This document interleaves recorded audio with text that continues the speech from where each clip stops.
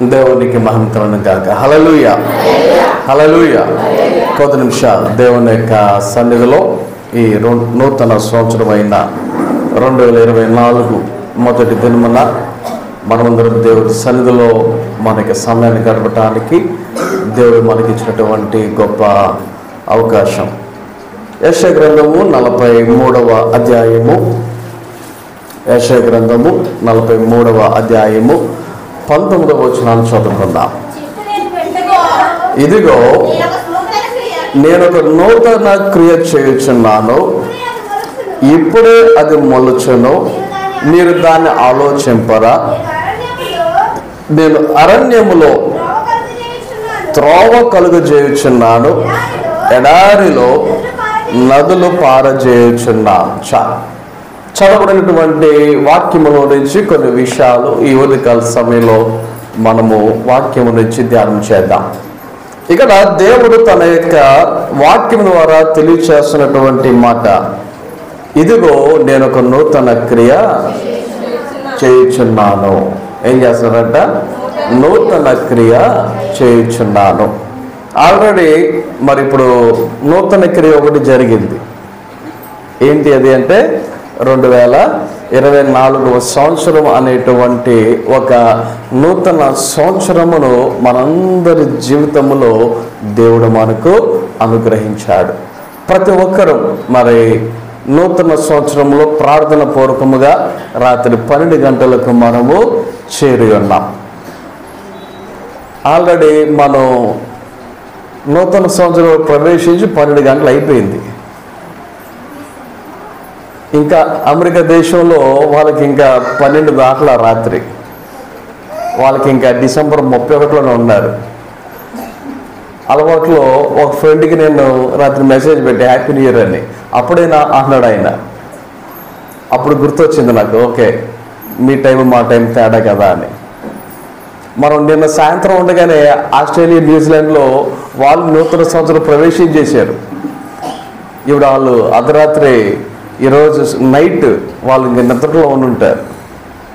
గమనించండి, కాలాన్ని బట్టి ఒక్కొక్క ప్రదేశంలో ఒక్కొక్క సమయం అనేది ఉంటూ ఉంది. అయితే ప్రతి ఒక్కరి జీవితంలో దేవుడు ఏం చేస్తున్నాడు? నూతన క్రియ చేయుచూ ఉన్నాడు.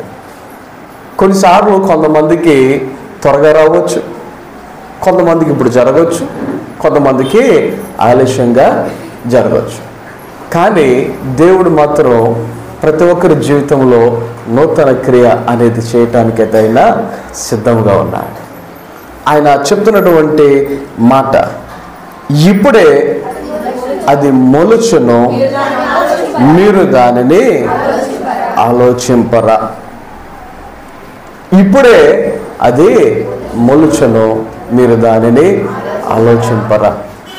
మనం నూతన సంవత్సరంలోకి వచ్చేసాం. నూతన సంవత్సరంలోనికి వచ్చేసాం.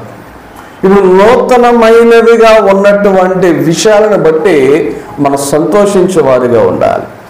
నూతనమైనటువంటి క్రియలను బట్టి ఆనందించేవారిగా ఉండాలి. నూతనమైనటువంటి ఈ సందర్భాన్ని బట్టి దేవునికి కృతజ్ఞతాస్తుతులు చెల్లించేవారుగా మనం ఉండాలి. పాతవి గతించాయి, సమస్తము ఇప్పుడు ఏమైపోయినాయి. అదే నేను మాత్రం ఇంకా 2023 అని తారీఖు వేస్తానంటే చెల్లుద్దా? అది గమనించండి, చెల్లుద్దా? ఈరోజు 1/1/2024 బదులు లేదు, నేను 1/1/2023 వేస్తాను అంటే. కాబట్టి పాతవి ఏమైపోయినాయి? గతించిపోయినాయి. పై వచనంలో చదివితే, మునుపటి వాటిని జ్ఞాపకము చేసుకొనకుడి. మునుపటి వాటిని ఏం చేసుకోవద్దు? పోయిన సంవత్సరం ఒకవేళ కష్టాలు ఉండొచ్చు, ఇబ్బందులు ఉండొచ్చు, బలహీనతలు ఉండొచ్చు, లేకపోతే ఆర్థికపరమైనటువంటి కొన్ని శ్రమలు, లేకపోతే కొన్ని కష్టకరమైన పరిస్థితులు ఉండొచ్చు, లేకపోతే నీ జీవితంలో నువ్వు అనుకున్నవి సాధించలేక, నువ్వు అనుకున్నది జరగక ఒకవేళ అలాంటి పరిస్థితి నీ జీవితంలో ఉండొచ్చు. వాక్యం చెప్తోంది, మునుపటి వాటిని ఏం చేయొద్దు? జ్ఞాపకము చేసుకొనకుడి.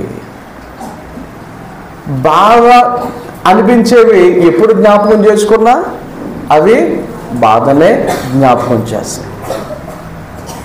ఇబ్బందులు అనేవి ఎప్పుడు జ్ఞాపకం చేసుకున్నా ఇబ్బందినే గుర్తు చేస్తాయి. ఆలోచన చేయండి. మీరు కాకరకాయని గుర్తు చేసుకోండి, తినకపోయినా చేదు వచ్చేది నోరు. కారణం ఏంటంటే దాని యొక్క స్వభావాలు అంటే. కాబట్టి మనము ఏం చేయగలదు? వాక్యం మునుపటి వాటిని, గతించిన వాటిని, జరిగిపోయిన వాటిని ఏం చేసుకోవద్దు? జ్ఞాపకము చేసుకొనకూడి, పూర్వకాలపు సంగతులను తలంచుకొనకూడి. వాక్యం ఇది చెప్తే, దేవుడిది చెప్తే అపవాది ఏం చేస్తాడో తెలుసా? అయ్యే గుర్తు చేస్తాడు, వాటినే గుర్తు చేస్తాడు. గమనించు. జరిగిపోయినవి, గతించిపోయినవి. కొన్ని సంవత్సరాలు లేవా? ఈ సంవత్సరం నువ్వు మారిపోయిన అనుకుంటున్నావా? అప్పుడు తప్పు చేయలేదా? అప్పుడు పాపం చేయలేదా? అప్పుడు బూతులు మాట్లాడలేదా? లేదా అప్పుడు మోసం చేయలేదా? ఇలాగున్నా జరిగిపోయిన వాటినే అపవాది ఏం చేయడానికి ప్రయత్నం చేస్తాడు? జ్ఞాపకం చేయటానికి ప్రయత్నం చేస్తాడు. దేవుడు చెప్తున్నాడు, మునుపటి వాటిని జ్ఞాపకము చేసుకో. పూర్వకాలపు సంగతులు. గతం గతించిపోయింది. ఇలాగ అంటాను కదండి, పోయినసారి ఎవరికో అప్పు తీసుకున్న తర్వాత అవి మర్చిపోండి అని చెప్పేసి అంటున్నాను అనుకుంటారేమో. నేను క్రియల గురించి మాట్లాడుతున్నా, చేసినటువంటి తప్పులు, పొరపాట్లు, పాపాల గురించి మాట్లాడుతున్నాను. దేవునికి విరుద్ధమైనటువంటి క్రియల గురించి మాట్లాడుతున్నాను. మర్చిపోండి అంటే ఉత్తూరుగా మర్చిపోవటం కాదు. దేవుని దగ్గర పాప క్షమాపణ, పశ్చాత్తాపడి దేవుని దగ్గర ఒప్పుకొని వాటిని ఏం చేయాలి? మనము విడిచిపెట్టేయాలి. వాటిని ఇంకా మనము మనకి మనసులోకి కానీ ఆలోచనలకు కానీ జ్ఞాపకమునకు తెచ్చుకోకూడదు. నీ క్రియలు ఎలాంటివైనా, నీ ఆలోచనలు ఎలాంటివైనా పాతవి విడిచిపెట్టే, మర్చిపో. వాటిని జ్ఞాపకమునకు తీసుకొని రావద్దు అని వాక్యము తెలియచేస్తూ ఉంది. కారణం ఏంటంటే దేవుడు మన ఎడల ఏం చేయాలనుకుంటున్నాడు? నూతన క్రియ చేయుచున్నాడు. ఆ ఉద్దేశం నీలో ఒక నూతన క్రియ జరిగించాలి అని, నీలో ఒక కొత్తది జరిగించాలని, నీలో ఒక మంచి మార్పును తీసుకురావాలి అని దేవుడు ఒక ఆలోచన చేయుచున్నాడు. గమనించండి, కొత్తవి జరగాలి అంటే నువ్వు కళ్ళు మంచం మీద నుంచి లేచి కళ్ళు తెరిచేసరికి ఎప్పుడూ లేని విధంగా నీ ఇల్లు కొత్తగా మారిపోదు, నీ బెడ్ ఏం మారిపోదు, రంగులేం మారిపో, పరిస్థితులేం మారు, సేమ్ యాజ్ ఇట్ ఈజ్ అలాగే ఉంటాయి. కానీ నీలో క్రియలు ఏమవ్వాలి? మార్పు చెందాలి. నీలో క్రియలు మార్పు చెందాలి. ఇంతకుముందు నువ్వు లేచిన వెంటనే కంగారుగా లేచి నువ్వు నీ పని చేసుకునే వాళ్ళవు. కానీ ఇప్పుడు నువ్వు లేచి ఒక్క దేవుని ఎదుట మోకాలు నుంచి ప్రార్థన చేసి దేవునికి, దేవా నా జీవితంలో ఒక రోజు ఇచ్చావు, నీకు వందనాలు, ఈ రోజంతా కాపాడు అని నువ్వు దేవునితో మాట్లాడి నీ పని ప్రారంభించినటువంటి పరిస్థితులు ఉంటే ఆలోచన చేయండి, అదే మార్పు. నీ యొక్క పనులు లేచిన తర్వాత యథావిధిగా చేసుకుంటూ ఉన్నావు, కానీ లేచిన తర్వాత ఒక్క అధ్యాయమైన వాక్యాన్ని చదివి దేవునితో మాట్లాడి, లేదా దేవుడు తనకు వాక్యం ద్వారా నీతో మాట్లాడినట్లుగా నువ్వు ఒక అవకాశాన్ని కల్పించుకొని ఆ తర్వాత నీ పనులు నువ్వు చేసుకుంటే గమనించండి, అదే నీ జీవితంలో గొప్ప మార్పు, నూతన క్రియ. మారాలి, మన యొక్క పరిస్థితులు మారాలి, మన యొక్క ఆలోచన విధానం మారాలి, మన యొక్క క్రియలు మారాలి, నడవడిక మారాలి, ఆలోచన చేసే విధానం మారాలి. ఇవన్నీ కూడా దేవునికి దగ్గర అవటానికి, దేవునికి మనము మరి సహవాసమును పెంపొందించుకోవడానికి మనం ఇవన్నీ కూడా చేయవలసిన వారమై ఉన్నాం. ఎప్పుడైతే ఇవన్నీ చేస్తామో ఆలోచన చేయండి, దానికి తగినటువంటి ప్రతిఫలాన్ని మనం పొందుకుంటాం. ఎప్పుడైతే ఇలా చేస్తామో దానికి తగిన ప్రతిఫలాన్ని మనము పొందుకుంటాం. వాక్యములో కొంతమందిని జ్ఞాపకం చేస్తాను. అనేక సంవత్సరాలుగా మోసగాడిగా పేరుగాంచినటువంటి ఒక వ్యక్తి, దేవుని యొక్క వాక్యములో మనందరూ తెలిసినటువంటి వ్యక్తి ఎవరది? యాకోబు అనేటువంటి వ్యక్తి.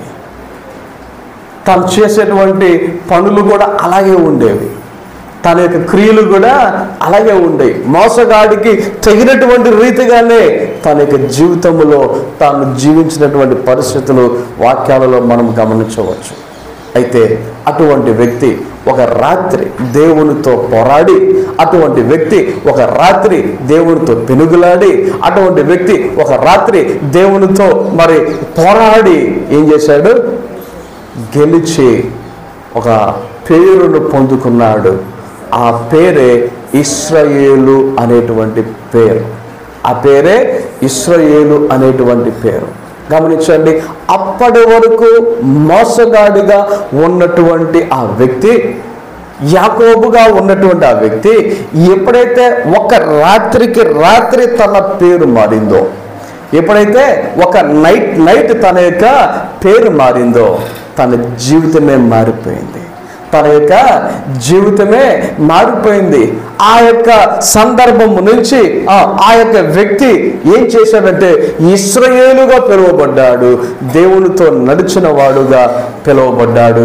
ఆలోచన చేయండి, అతని నుంచి వచ్చినటువంటి జనాంగమునే ఇప్పుడు ఏమని పిలిచేటువంటి పరిస్థితి, ఇశ్రాయేలీయులు అనేటువంటి మరి పేరు రావడానికి గల కారణం ఏంటంటే అతని దేవుని దగ్గర ఆ రాత్రికి రాత్రి తాను మారిన విధానం, తాను నూతన సృష్టిగా మార్చబడిన విధానం, ఆ రాత్రికి రాత్రి ఆ యొక్క వ్యక్తి యాకోబు నుంచి ఇశ్రాయేలుగా మారినటువంటి విధానం తన జీవితంలో ఎంత మార్పు తెచ్చిందో గమనించండి.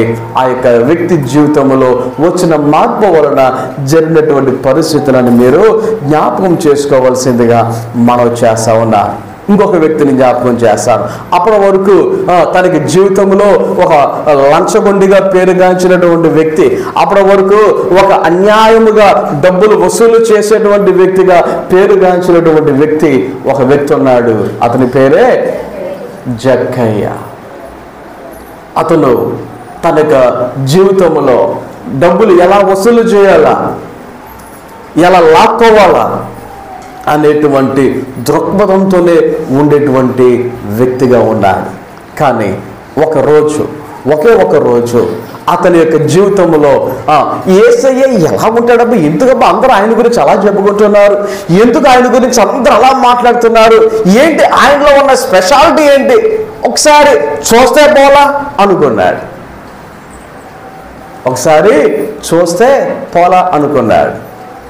అయితే ఆ వ్యక్తి దగ్గరికి యేసయ్య రావటం, ఆ వ్యక్తిని పేరు పెట్టి పిలిచి చెట్టు దిగు అంటాం, ఆ ఒక్క సంఘటనతో అతని జీవితంలో గొప్ప మార్పును మనం చూస్తూ ఉంటాం.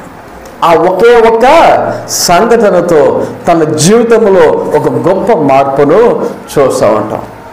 నీ ఇంటికి నేను వస్తాను నడు, కారణం నీ ఇంటికి రక్షణ వచ్చింది అనేసరికి ఆ యొక్క వ్యక్తి తీసుకున్నటువంటి డెసిషన్ ఏంటి అంటే, నేను ఎవరి దగ్గర అయితే అన్యాయముగా నేను తీసుకున్నానో వాళ్ళందరికీ ఏం చేస్తానన్నాడు, 4 రెట్లు మరలా వెనక్కి ఇచ్చేస్తా. ఆలోచన చేయండి, గొప్ప మార్పు.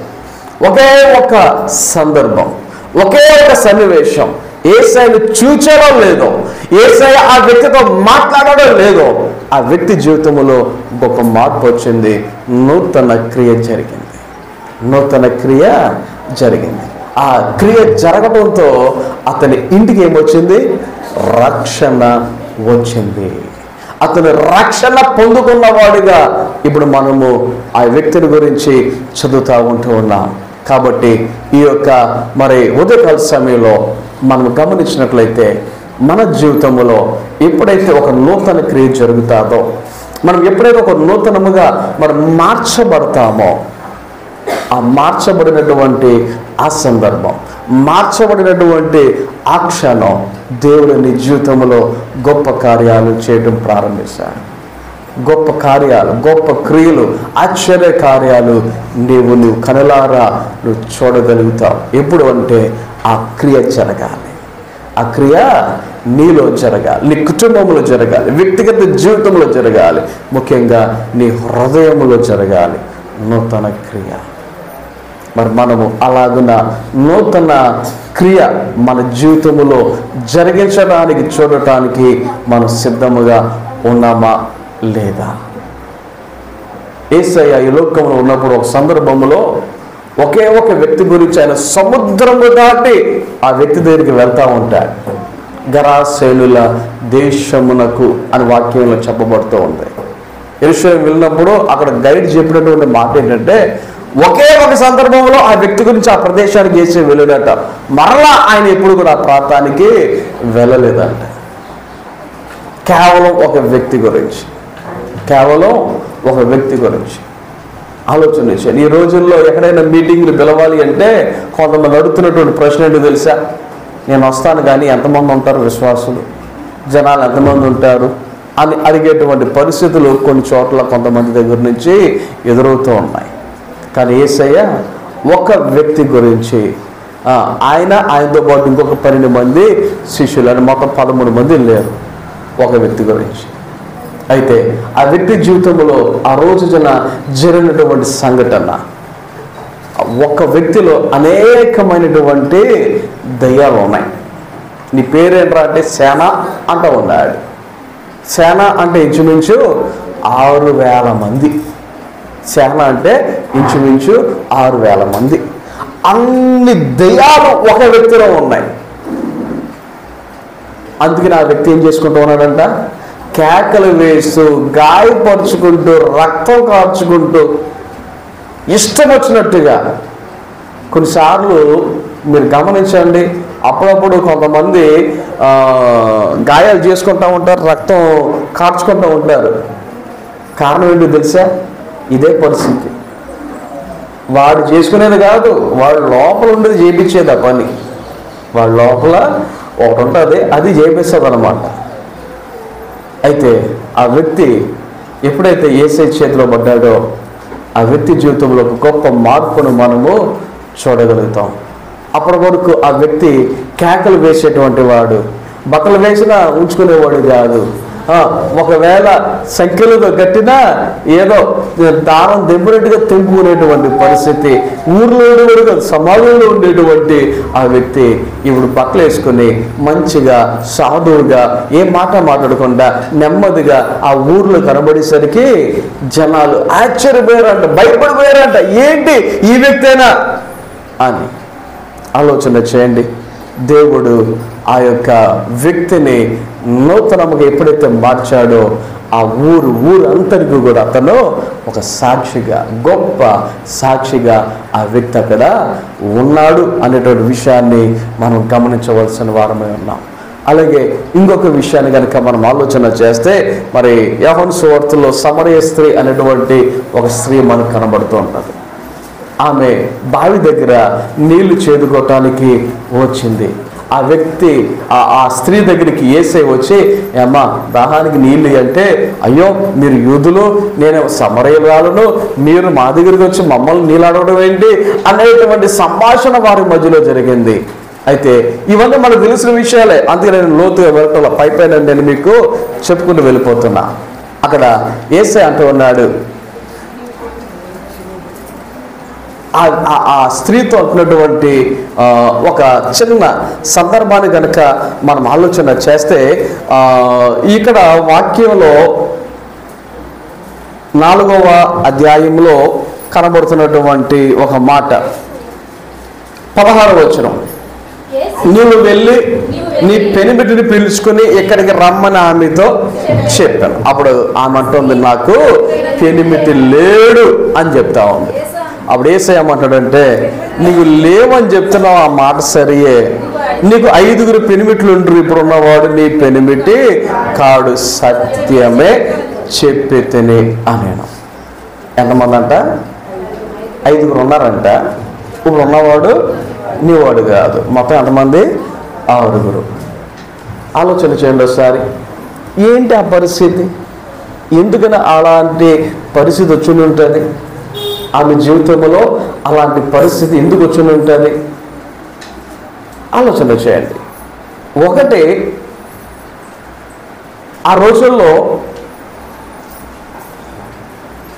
ఎక్కువ మందిని పెళ్లి చేసుకోవడానికి అవకాశం లేదు. కానీ చేసుకోవడానికి ఒక్క కారణం ఉంది. ఎప్పుడు అంటే భర్త చనిపోతే.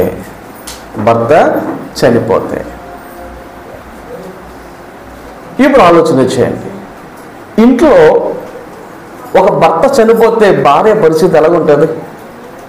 భర్త చనిపోతే భార్య పరిస్థితి ఎలాగుంటుంది? మొదట చేసుకున్నవాడు చనిపోయాడు, రెండో వాడు చనిపోయాడు, మూడో వాడు చనిపోయాడు, నాలుగో వాడు చనిపోయాడు, ఐదో వాడు చనిపోయాడు, ఐదో వాడు ఇప్పుడు ఉన్నవాడు. ఆలోచన చేయండి. ఇంకా మనకుంది, నేను పెళ్లి చేసుకుంటూ చచ్చిపోతున్నారు కదా అని చెప్పేసి ఈసారి పెళ్లి చేసుకోకుండా నేను ఉంచుకుందాంలే అనుకుందో ఏంటో. ఇప్పుడున్నవాడు నీవాడు కాదు అని చెప్పేసి ప్రభు చెప్తా ఉన్నాడు. ఆమె యొక్క జీవితంలో ఎన్ని ఇబ్బందుల్లో ఉందో, ఎంత మనోవేదనతో ఉందో, ఎంత దుఃఖంతో ఉందో, ఏంటబ్బా నా జీవితం ఎలా జరుగుతూ ఉంది, నేను ఎవరిని పెళ్లి చేసుకున్నా నాకు ఎందుకు ఇలా జరుగుతూ ఉంది అనేటువంటి ఒక రకమైనటువంటి మనోవేదనతో ఆ స్త్రీ అక్కడ ఉండుండొచ్చు.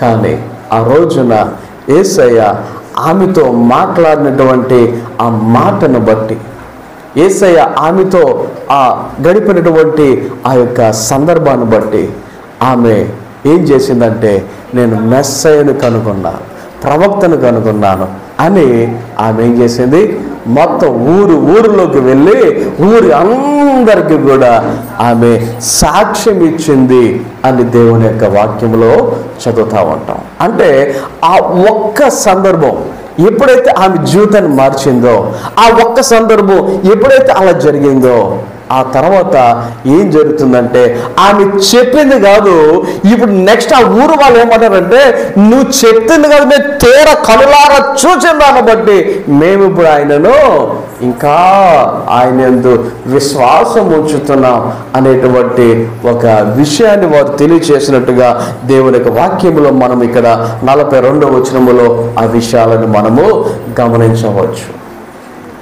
అంటే ఎప్పుడైతే దేవుడు మన జీవితంలో నూతన క్రియ చేస్తాడో, ఎప్పుడైతే దేవుడు మన జీవితంలో ఒక గొప్ప కార్యాన్ని చేస్తాడో, ఎప్పుడైతే నువ్వు అనుకున్న దానికన్నా ఒక కొత్తగా దేవుడు నీ జీవితంలో ఎప్పుడైతే ఒక క్రియ చేస్తాడో, ఆ జరిగిన దానిని బట్టి నువ్వు నడుచుకున్నప్పుడు నీ జీవితం దీవెనకరముగా, ధన్యకరముగా, ఆశీర్వాదకరముగా ఉంటుంది అనే వాక్యాన్ని బట్టి నేను మీకు తెలియజేస్తూ ఉన్నాను.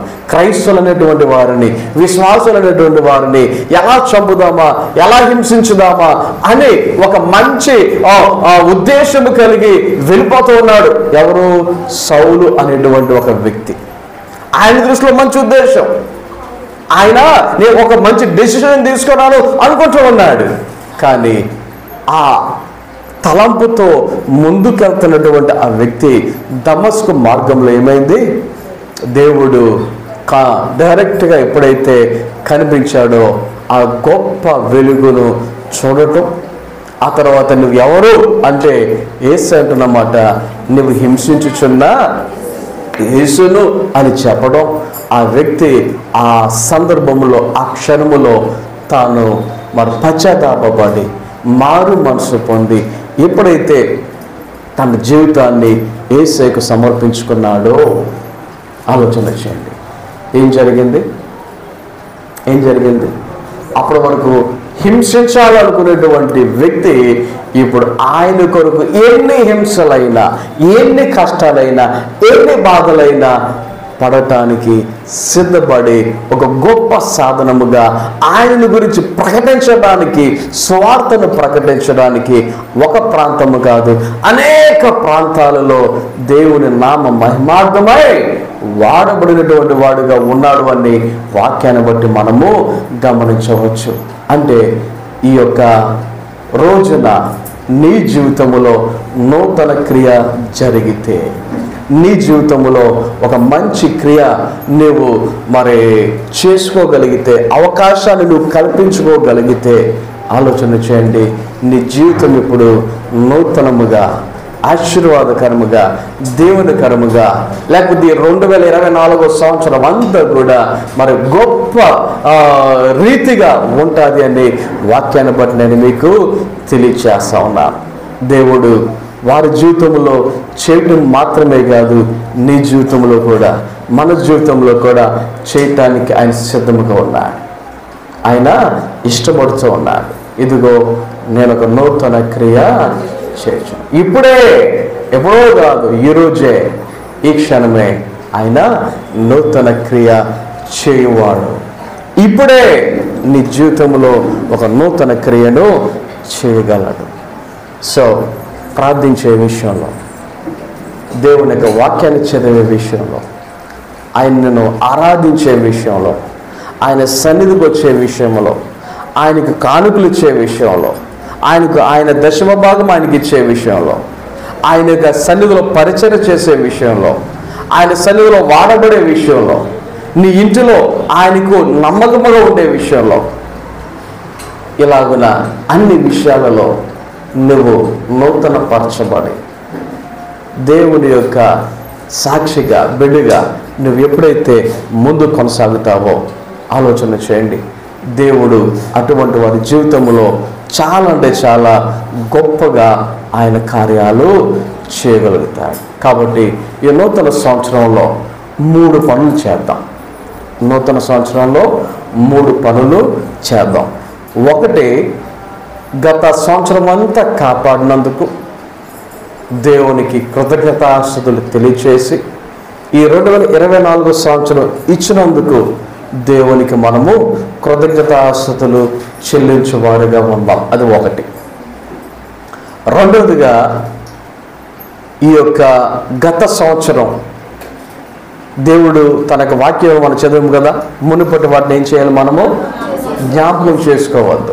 సో ఆ యొక్క 2023లో నీ యొక్క జీవితంలో ఆయనకు వ్యతిరేకమైనవి నువ్వు ఏ క్రియలైతే చేసావో, ఏ పనులైతే చేసావో, ఏ ఆలోచనలైతే చేసావో, ఎలాంటి ఆయనకు వ్యతిరేకమైన నడవడికి ఏదైతే నడిచావో వాటిని అన్నిటిని బట్టి దేవుడిని క్షమాపణ అడుగుదాం ఈ నూతన సంవత్సరంలో. అడిగి ఇక వాటిని ఏవి కూడా మనం ఏం చేయొద్దు, జ్ఞాపకమునకు తీసుకుని రావద్దు. మూడవదిగా, ఈ నూతన సంవత్సరంలో ఆయన కొరకు, ఆయనలో నడవటం కొరకు, ఆయనలో ఎదగటం కొరకు, ఆయనలో ఫలించటం కొరకు కొన్ని మంచి నిర్ణయాలు, మంచి తీర్మానాలు, మంచి ఆలోచనలు చేసి వాటిని నువ్వు చేయటానికి, వాటిని నువ్వు కొనసాగించటానికి, వాటిని నువ్వు కలిగి ఉండటానికి ఒక మంచి నిర్ణయాలు, మంచి తీర్మానాలు తీసుకుందాం. ఈ 3 విషయాలు నువ్వు చేసి ఈ యొక్క నూతన సంవత్సరాన్ని ప్రారంభించాలని మనం చేస్తూ ఈ మాటలు ముగించున్నాను. కొద్ది మాటలు మనందరూ వినికిడిలో దేవుడు ఫలింపచేసి నడిపించను గాక. ఆమె ప్రార్థన చేసుకుందాం. అందరూ కూడా తలలో ఉంచండి, కళ్ళు మూసుకోనండి. ఈ యొక్క ఉదయకాల సమయంలో విన్నటువంటి దేవుని యొక్క వాక్యాన్ని బట్టి మనమందరం కలిసి దేవుడు నీ జీవితంలో ఒక నూతన క్రియ చేయటానికి ఆయన ఇష్టపడుతున్నాడు. నీ జీవితంలో ఒక నూతన క్రియ జరిగించాలి అని ఆయన ఆశపడుతూ ఉన్నాడు. అయితే ఆ నూతన క్రియ జరిగించబడటానికి మరి నువ్వు సిద్ధంగా ఉన్నావా? నువ్వు సిద్ధంగా ఉన్నావా? ఆ యొక్క నూతన క్రియ నీ జీవితంలో చెయ్యాలి దేవుడు అంటే అది నీ యొక్క మనసులో అలా జరగటానికి నీవు సిద్ధంగా ఉన్నావా? వాక్యంలో కొంతమందిని జ్ఞాపకం చేశాను. వారి జీవితంలో ఎప్పుడైతే నూతన క్రియ జరిగిందో ఆ ఒక్క క్షణంలో, ఆ ఒక్క పూటలో, ఆ ఒక్క గడియలో ఎప్పుడైతే నూతన క్రియ జరిగిందో వారి జీవితంలో గొప్ప మార్పును మనం చూసాం. గొప్ప మార్పును మనం చూస్తే వారి జీవితంలో కొంతమంది సాక్షులుగా ఉన్నారు, కొంతమంది దేవుడితో నడిచిన వారుగా ఉన్నారు, కొంతమంది దేవుడు నడిపించిన వారుగా ఉన్నారు, ఆశీర్వదించబడిన వారుగా ఉన్నారు. కాబట్టి ఆ గొప్ప మార్పు మనలో జరగాలి అంటే నేను చెప్పిన మాట ప్రకారంగా 3 పనులు చేద్దాం. ఒకటి, 23 అంతా కాపాడినందుకు దేవునికి కృతజ్ఞతాస్తుతులు తెలియచేయి. హృదయపూర్వకంగా నువ్వు దేవునికి కృతజ్ఞతాస్తుతులు తెలియచేయి.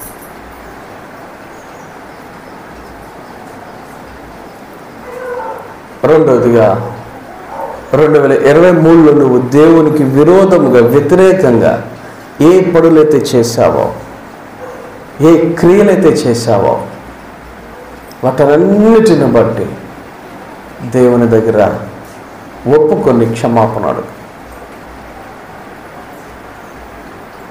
నన్ను క్షమించు ప్రభువా,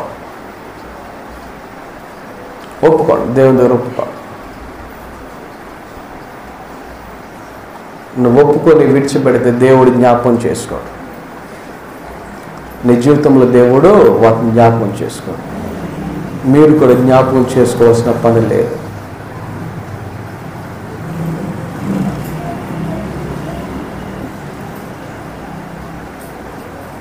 నీ దృష్టిలో అది తప్పు కాకపోవచ్చు,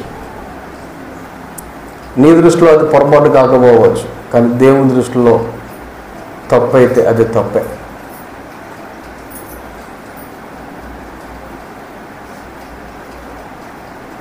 సరైన సమయం దేవునికి ఇవ్వలేకపోయినా ప్రార్థనలో కావచ్చు, ఆయనకు వాక్యాన్ని ధ్యానించే విషయంలో కావచ్చు, ఆయన సన్నిధికి వచ్చే విషయంలో కావచ్చు, దేవునికి ఇచ్చే విషయంలో కావచ్చు, దశమ భాగం ఆయనది, ఆయనకి ఇచ్చే విషయంలో కావచ్చు, కృతజ్ఞతాస్తులు చెల్లించే విషయంలో కావచ్చు, ఆయన ఉపకారములను మర్చిపోయిన విషయంలో కావచ్చు, పొరపాటు ఉంటే క్షమించమని అడుగు దేవుణ్ణి. మరలా ఆ తప్పు, ఆ పొరపాటు మనం చేయకూడదు.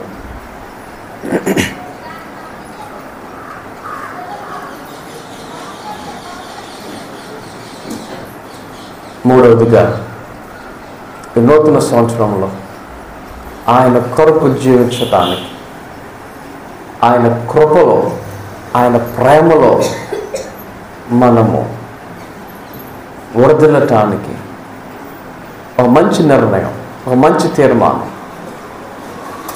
నువ్వు తీసుకో.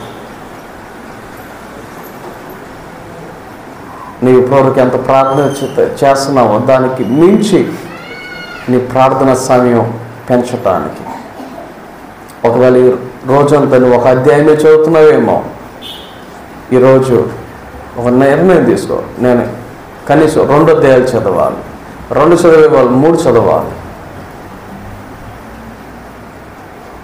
ప్రార్థనకి రాలేకపోతున్నావేమో, ఏముందులే అనేటువంటి ఒక చిన్న నిర్లక్ష్య ధోరణిలో ఉన్నావేమో,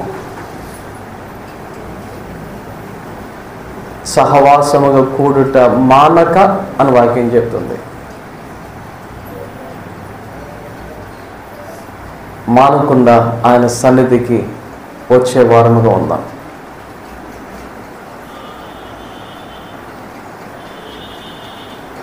నువ్వు ఎంత సంపాదిస్తున్నావో దేవునికి తెలుసు. మనం ఏది సంపాదించినా అది దేవుని యొక్క కృప లేకపోతే మన చేతికి ₹1 రాదు. దేవునిది దేవునికి ఇచ్చే అలవాటు కలిగి ఉందాం. ప్రతి ఒక్కరు మంచి నిర్ణయాలు తీసుకొని ఇవన్నీ దేవునిలో మనం ఫలించటానికి, బలపడటానికి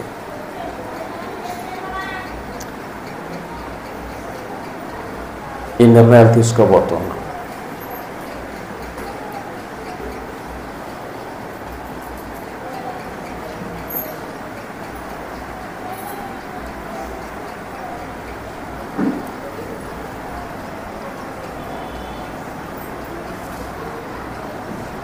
మన జీవితాలు మారాలి, నూతనమైనవిగా, క్రొత్తవిగా వాక్యాలు తెలియజేస్తున్నాయి. దేవుడు నూతనమైనవిగా చేయటానికి ఆయన ఆశపడుతున్నాడు, ఆయన సిద్ధంగా ఉన్నాడు. మరి మనం సిద్ధపడదాం. మన జీవితంలో నూతన క్రియలు దేవుడు చేయలాగున మన జీవితాలు ఆయనకు సమర్పించుకుందాం, ప్రార్థన చేద్దాం. మహోన్నతుడ గొప్ప దేవాన్ని ఘనమైన నామమునకు వందనాలు, స్తోత్రాలు తండ్రి. నీ బిడ్డలైన మమ్మల్ని అందరినీ ప్రేమించి ఆశీర్వదించి మా యొక్క జీవితాలలో మరొక నూతన సంవత్సరాన్ని మీరు మాకు అనుగ్రహించిన విధానాన్ని బట్టి వందనాలు స్తోత్రాలు తెలియజేసుకుంటూ ఉన్నాం.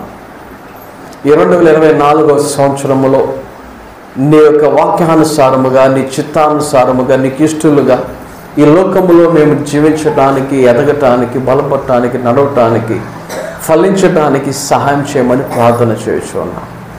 ఈరోజు నేను ఈ సన్నిధిలో ఉన్న నీ బిడ్డలందరూ వారు తీసుకున్న నిర్ణయాలను బట్టి, తీసుకున్న తీర్మానాలను బట్టి వందనాలు. వారు దేవా వారి జీవితంలో నీకు వ్యతిరేకముగా చేసిన ప్రతి క్రియను దేవా వారు ఒప్పుకొని క్షమాపణ కోరుతూ ఉన్నారు. వారి యొక్క దేవా మరి ప్రతి ప్రార్థనను ఆలకించి దేవా వారిని క్షమించినందుకు, మమ్మల్ని క్షమించినందుకు వందనాలు స్తోత్రాలు తెలియజేసుకుంటూ ఉన్నాం.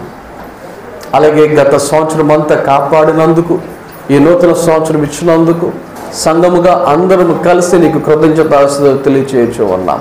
మా కృతజ్ఞతాస్తుతులను మీరు స్వీకరించమని, మీరు మహిమ పొందమని దేవా. ఇది మొదలుకొని ఈ నూతన సంవత్సరం అంతా ప్రతి ఒక్కరి యొక్క జీవితాలలో, అన్ని విషయాలలో దేవా వారి వారి క్రియలను బట్టి వారికి తగినటువంటి ప్రతిఫలమును దయచేసి బలపరిచి నడిపించి మీరే మహిమ, ఘనత, ప్రభావాలు పొందుకున్నామని యేసు నామమున ప్రార్థన చేయుచు ఉన్నాము తండ్రి, ఆమేన్. మన తండ్రి అయిన దేవుని ప్రేమ, కుమారుడు యేసుక్రీస్తు వారి కృప, పరిశుద్ధాత్మ అన్యోన్య సహవాసము, సహాయము, కాపుదల, నడిపింపు ఇప్పుడు ఎల్లప్పుడు ఆయన బిడ్డలైన మనందరకు సదాకాలము తోడేలు నడిపించును గాక.